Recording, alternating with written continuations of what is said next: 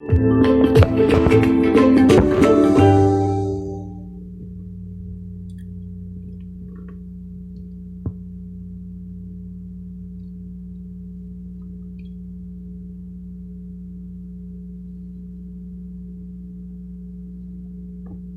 always wondered how they would handle adversity. I don't think we expected it to come in week one. I'm sure you've been around them the last couple of days a little. What have you seen of the way they're handling what was a bad start?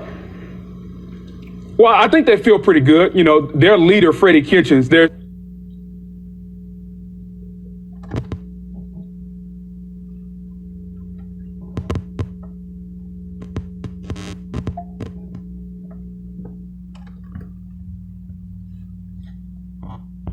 All right, Greeny, Chiefs and the Raiders. And look, the Chiefs didn't score in the first quarter, which is the first time since week 12 of 2017 against the Bills that happened. And apparently, Dan Orlovsky, Pat Mahomes was triggered because in the second quarter, he had himself a day. Yeah, they made up for it. Have yourself a quarter, kid. I mean, 28-26. And hey, Indy, you got a problem because Adam Vinatieri is missing a whole lot of kicks. He missed 2 points against the Titans. On 24 years earlier as a member of the Twins there at the Coliseum. Mecole Hardman, how are you supposed The Colts did beat the Titans in 1917, but keep this in mind, Adam Vinatieri has missed 3 extra points so far this season.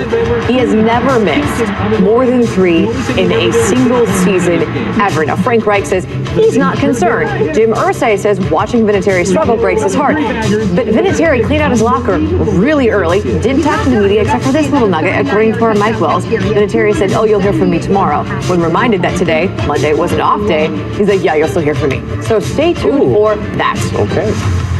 Antonio Brown didn't meet with reporters after his Patriots debut in Miami. The NFL today plans to meet with Brittany Taylor, the woman who's brought a civil suit against the Patriots receiver. And in that suit, Taylor accuses Brown of sexually assaulting her on 3. At this point, and I'll ask you guys if they're a contender or a pretender. And Rex, I want to start with the Ravens, 2-0. Huge, absolutely contenders. They may be contenders for this whole thing. Really? Because this is a team right here. They got the guts to go into New England and pound them. They beat them there before. But they're physical, the quarterback's playing great, and they're always going to play defense.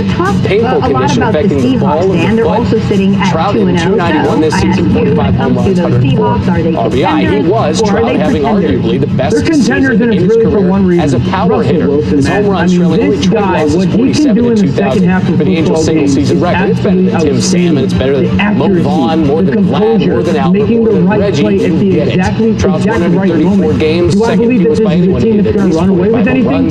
Not at all. But as long as Three is there and he's as accurate as we're seeing him go, and DK Metcalf continues to take the score, the Seahawks will be contenders. Full disclosure here, Rex, I was kind of forced to 3 on a home run in the 5th. because I went to New York and I had no choice. But I got to see Josh Allen spin in a web. Are they contenders or pretenders? No, they are actually contenders. And I'm going to say, it's their defense. That's what makes them contenders.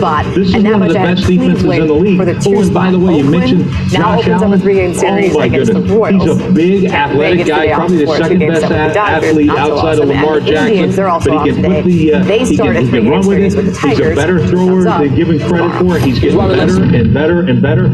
And it's something that they haven't done since 1989. That is amazing. With apologies to our friend Dan Patrick, Titans and Colts, and they were in fuego. I mean that literally.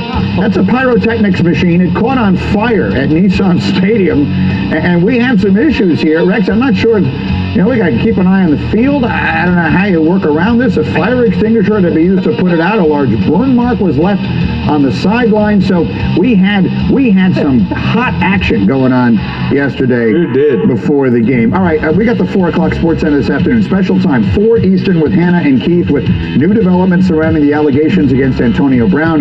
Mort with the latest on Drew Brees and Ben Roethlisberger. And Keith with his Week 2 one-line observation for all 32 teams. Sports Center, 4 Eastern today on ESPN and the ESPN app. Coming tonight, predictions on Monday Night Football, Justin Brown, right after this on ESPN. Almost find themselves in a must-win situation on the road at the Jets. The Ravens look really good in their division, and the Browns have all of these questions coming off of their Week 1 performance. So we made our picks before the program this morning, and let me show you where everybody went here. Come on, show us the picks. And everybody is on the Browns bandwagon except for the Green Man. I'm going down with the ship, ladies and gentlemen. I'm going down with the Jets. We don't even have their logo. That's how uncertain everyone was. It took a while. Come on, you know why. Tell everybody why Trevor's going to do it. Trevor Siemian, who is right playing tonight, will get $32,000 if he takes 50% of the snaps and the Jets win. And I think his desire to get a modicum amount of money for NFL standards might help him. That sounds good. You're not being the Browns tonight, and this is a must-win. We will see you here, same place, same time tomorrow. My genius will then be appreciated. Have a great day. First Take is next. Like something special, fellas, as Dallas begins the season 2-0 with a win over division rival Washington. Meanwhile, as for the guy that did get paid, Carson Wentz and his Philadelphia Eagles fell to the Falcons on Sunday Night Football, losing both Deshaun Jackson and Alshon Jeffrey to injuries in the first half. Wentz was even evaluated for a concussion and left the game briefly before returning. Dak has thrown for 7 touchdowns, only 1 pick, with a league-leading QBR of 93 so far this season, while Wentz has thrown 4 touchdown passes and 2 picks in 2 games for Philly. Stephen A., let me ask you this. Who would you take right now? Right now. It would be Dak Prescott. It would be Dak Prescott. I think he's absolutely been phenomenal. As far as I'm concerned, thus far, he's been the best quarterback in the NFC. Whether or not that's going to last remains to be seen, and I'll leave Carson Wentz to Max. But I'm just saying that right now, after 2 weeks in this NFL season, throwing for nearly 700 yards, throwing for 7 touchdowns, just 1 interception, displaying the leadership that he has displayed, playing with the level of consistency that he has played with Kellen Moore, new offensive coordinator, really airing it out and showing his innovative skills as well. He's clearly an upgrade from Chan Gilly. I don't think that anybody would deny that based on what we see over the next 2 weeks. Now, obviously, we have to consider the level of competition, which is something that I pay attention to. The Giants and the Redskins are not defensive juggernauts. Let's just be clear. I'm also paying attention to Josh Norman, a guy that has been on this show before, a guy that I respect, a guy that got 17 to 75 million from the Washington Redskins. Let me put an APB out for Josh Norman. Deshaun Jackson burnt you in week 1. This kid Devin Smith out of Ohio State yesterday. It wasn't Gallup. It wasn't Amari Cooper. It was him that. I'm not going to say because you know that it wasn't the. You got to understand football. You don't know the player, whatever. You were in the damn vicinity when a bomb was caught. You were in the damn vicinity. The number 24 Redskins jersey is what we've seen the first 2 weeks of the season. The number 24 Redskins jersey is what we've seen the first 2 weeks of the season. Big plays have been given up. Big plays. So we got to pay attention to that. We got to pay attention to that. Okay. Having said all of that. Considering the fact that they haven't really focused and leaned on the running game the way that they have customarily over the first 3 seasons of Dak Prescott's career. Looking at him quarterback, looking at the number of receivers that he's hitting, he's targeting, Cooper, Gallup, Smith, Witten, the list goes on and on. The fact is, the one constant has been Dak Prescott continuing to show that he has elevated his level of play, and he is somebody, this is why he's looking for a contract now. This is why he's looking for a contract when the owners are looking for every excuse to lowball him. He's not giving them anything. I've got to give credit where credit is due thus far. Not only would I take Dak Prescott over Wentz, but the first 2 weeks of the season, Dak Prescott has been the best quarterback in the NFC. First of all, the cornerback, when people criticize you when you said, who did you bring up before? Got burnt Josh Norman. Josh Norman gets burnt by Devin Smith. Devin Smith's speedster. Yes. And that, you give Dak Prescott too. You sell the play fake, then the safety bites, and now the safety's not where he's supposed to be. Josh Norman gets the blame, right? Beyond. But that just points out how deep the Cowboys are. Everywhere you look, you say Devin Smith, who's at the 3rd, 4th best receiver on the team, and he can burn you like that. The offensive line is the best in football. And by the way, you know who they were supposed to get competition from this year for best in the NFC offensive line? The Eagles. To get competition from this year for best in the NFC offensive line? The Eagles. But the Eagles are hurt. Dak Prescott, and that's why you're not comparing apples to apples. Now look, Dak Prescott, I've said Brady and in the past, reminds me of Tom Brady and Russell Wilson early in their careers. Game managers, big on third down, cool under pressure. And by the way, he shows up on the field, right? He's not getting hurt all the time. He takes what the defense gives him, all that stuff. And now he's elevated. He's taken it. Can he be elite? He's playing at an elite level so far. But with a fully healthy squad, the offensive line, the running back, full complement of receivers, the defense, everything firing on all cylinders, and now a more dynamic offensive coordinator in terms of play calling. So Dak has all that. What does Wentz have? Look around him. It's like a battle zone. Everyone is getting hurt. Guys are getting hurt before the game starts. They're not even suiting up enough tight ends. They have to use extra offensive linemen on offensive plays. I mean, everywhere you look. Guys in the secondary. In the secondary, on the offensive line, everywhere you look, guys are getting hurt. So, Wentz has been uneven.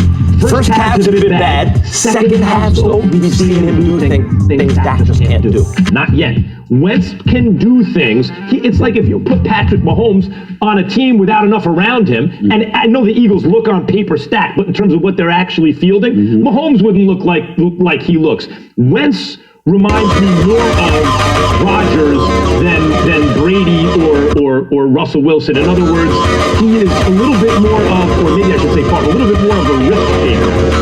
A little bit more with his theatrics and heroics, and maybe in the long run that's not as good, but the heights he hits are different. When you put your eyeballs on Carson Wentz, if it weren't for Patrick Mahomes, he would be the talk in terms of like who's the talent that replaces Rodgers on the top of the quarterback heap.